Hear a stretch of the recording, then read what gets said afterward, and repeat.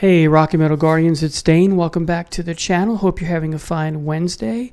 Today and tomorrow I'm going to be talking about my top 10 favorite solo artists of all time. So that means today I'll be counting down 10 to 6 and tomorrow I'll be counting down 5 to 1. Before we get started, just to be clear what I mean by solo artist, it's pretty simple of course, and that is someone who started off as a solo artist and for the most part stayed a solo artist throughout their career, although they may have at times started a supergroup and been in a supergroup or collaborated with others, but for the most part, most of their career, we think of them as a solo artist.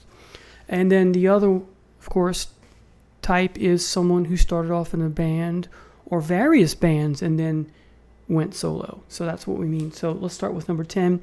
For me is Bob Seger. And my love of Bob Seger comes from my childhood because of my dad listening to him on the radio, my dad listening to him. You're influenced by what your parents like sometimes, not always, but in this case, definitely. So let's talk about his very first release. And his very first album he's not known as Bob Seger, but rather the Bob Seger System. And he loses that moniker starting with the second album, which is Noah, and proceeding from there with just Bob Seger. And this first album, by the way, the title of the album is called Ramblin' Gamblin' Man, and it's quite good.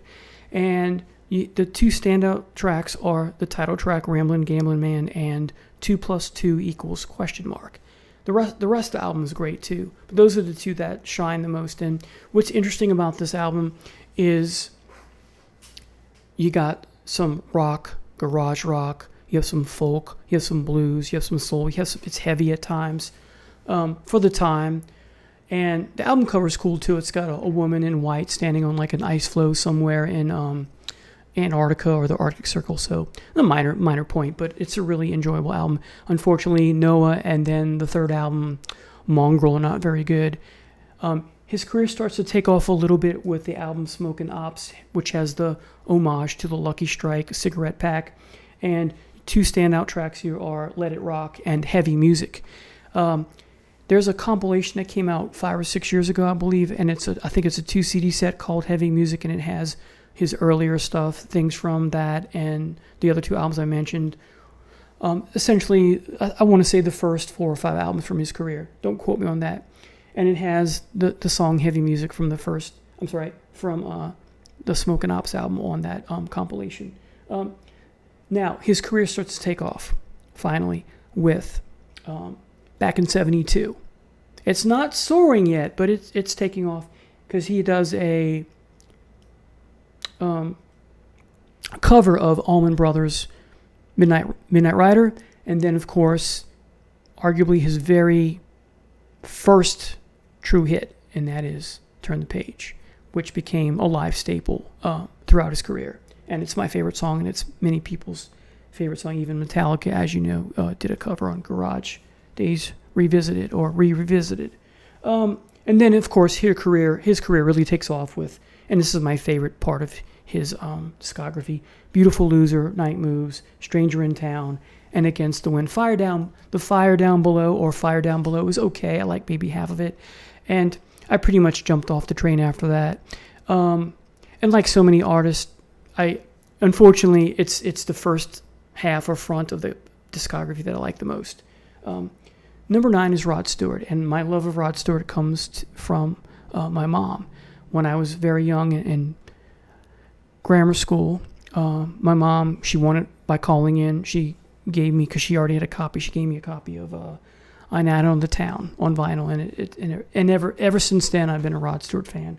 I liked him in the Faces. I discovered him after his solo career, and then Jeff Beck after that. So I didn't discover Rod Stewart in the chronological order in which he released things, but never too late to do that.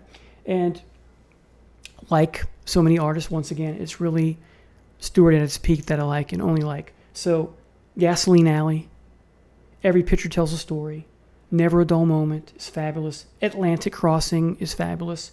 My favorite, as I said, Night on the Town, and Footloose and Fancy Free, and Tonight I'm Yours is quite good. It's not great like the ones I just mentioned, but that's a good album. And that's kind of where I stopped listening. eventually I would, people say, they jumped off the train because the band jumped the shark or the artist jumped the shark.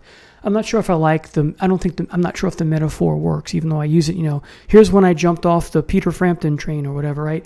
I don't jump off the train. Well, I do. I jump off the train, but I always return to the station, meaning that I go revisit the train or the band that is the train and give a listen and see, is it something worth returning to? So the last song I liked by Rod Stewart, which is later in his career, is Leave Virginia Alone. But that's pretty much it. So the bulk of what I like from Stewart is his early stuff. Number 8, Neil Young. Huge discography, whether you're talking about studio stuff or live. As much as I love his studio stuff, it's really his live album. It's his live material that really gets me going. And again, I love his studio stuff, but there's nothing like his live stuff compared to his studio stuff. And so I'm going to talk about his live stuff, the best of his live material, because he's got so much live material out there. Live Rust is the one usually people talk about. I came in, I knew Neil Young as a young man in grammar school, 4th or 5th grade or something like that, because I'd hear it on the radio in the car while my mom or dad's driving. And I wasn't really a big fan at that age, but I guess it's probably in the late 80s or early 90s where I started to become a true fan. And so in addition to Live Rust and Weld, you have Time Fades Away, which is back in print. Sugar Mountain is fabulous 2-CD set. Live at the Cellar Door, Young Shakespeare, Live at Massey Hall, and Roxy, Tonight's the Night Live. These are my favorite Neil Young live recordings of all time. Now, studio-wise, everybody knows This Is Nowhere, his sophomore effort, going away from the more folkier stuff of his first album to more of a heavier sound for compared to his first album. After the Gold Rush, Harvest, Tonight's the Night, Zuma, Rust Never Sleeps, which is recorded live but then overdubbed in the studio, and then Harvest Moon, an homage back to Harvest, and Harvest is my favorite. I know it's cliched, but that's what it is. So Neil Young coming in at number 8. Number 7 is Alice Cooper, his solo career. So his solo career after the band breaks up, or he breaks up the band, is Welcome to My Nightmare. You can't see it, we get the spider right by Black Widow, right? Then you get Alice Cooper Goes to Hell. So we see a trend with Alice Cooper when he goes solo. Let's do some concept albums. And, you have the Steven character he introduces here, and Steven returns for this. I often listen to these back to back, and now I listen to these two with Welcome to My Nightmare 2, which came out 5 or 6 years ago, maybe even further back than that, I'm not sure. And then, of course, he's got other concept albums that deal with the Steven character. Along Came a Spider, and you have, there's another, you have The Last Temptation, but it's at this point, Alice Cooper's become a Christian, and he's redoing the Steven concept album, but with a twist, with a more positive ending. What would have happened? So it puts that, there's a happy ending twist on the Steven character because of his conversion to Christianity. Of course, Along Came a Spider is after The Last Temptation, so he wanted to return to that dark, and that's very good as well. That's actually quite up there, probably my top 10. Then, of course, in the late 80s, following the trend, he goes into the hair metal, doing Constrictor and Raise Your Fist and Yell. Those are decent. I wouldn't say they're great. Then we have this is him returning to hair metal with Hey Stupid, kind of a stupid name for a song, but I like it. It's catchy. It's fun. I like this much more than Trash. Trash is essentially a hair metal album, but it's essentially Alice Cooper doing Bon Jovi because it's produced and co-written by Desmond Child, and I'm just not a huge Desmond Child fan. I like what Desmond Child did for parts of Bat Out of Hell 3 with Meatloaf, and one song, Love in Chains with Paul Stanley on the Paul Stanley Kiss solo record. But other than that, I'm not a big Desmond Child fan. I hate what he did. I hate the way he ruined Aerosmith, so I don't like the Trash album except for the song Poison. So, but this I like. You got some guest stars from, like, members from Motley Crue and whatnot. Go back to the 70s. My mom gave me this on vinyl as a kid. I'm a big fan of this. It's part nostalgic, but I like it. A very different album for Alice Cooper, Flush to Fashion. Kind of doing a new wave pop thing. Here's him on the back, way too thin and sickly looking. And perhaps my favorite of his solo albums, is another concept album, but not a Steven concept album. The character is not... This is about Alice himself and his struggles with alcohol. If you can get this on vinyl, it opens up gatefold. On the back and front. Really cool. Also, let's talk briefly about what's called the Blackout Trilogy. 3 albums that Alice Cooper recorded that he has no recollection of making, and those are Special Forces, then followed by... The last one is Dada. The middle one is Zipper Catches Skin. I like these. Dada's my least favorite of the 3, but I quite like them. Some have argued that Flush to Fashion is part of the Blackout tetralogy. I don't think that's correct, but some have said that this is too. You might think that from the back cover, but I think he said in an interview recently that he remembers making some of this. So anyway, Alice Cooper still going strong today with Nita Strauss and crew, and a new album's coming out I think in August. And I heard the new song. I didn't care for it, but I'm gonna get it anyway, and then listen to all the tracks and go from there. So that's number 7, Alice Cooper. Number 6, last one of the day for 10 through 6 is Ronnie James Dio. Am I cheating here? Maybe, because this is really a band called Dio, but it's after his last name, and he's the one leading the charge. So of course we have the wonderful First. And I've said before, I think that like many artists or bands or solo artists, unfortunately, this is their best release. This one is close, but not as good. What's great about Dio's earlier solo works is they're great from start to finish.